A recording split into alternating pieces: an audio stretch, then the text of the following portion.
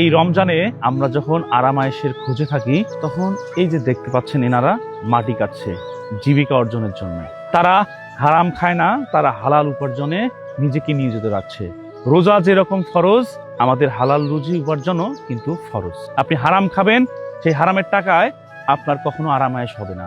আপনি হয়তো সাময়িক সুখ পাবেন, দীর্ঘস্থায়ী সুখ পাবেন না। হারাম খাবারে পরিপুষ্ট মাংস জান্নাতে প্রবেশ করতে পারবেন না বলে গেছেন আমাদের নবী করিম সাল্লাল্লাহু আলাইহি সাল্লাম। আসুন আমরা সবাই এই রমজানে মানুষের পাশে দাঁড়াই, অসহায় মানুষের সাথে কথা বলি, তাদের সঙ্গে ভাব বিনিময় করি, তাদের দুঃখ কষ্ট জানতে চাই।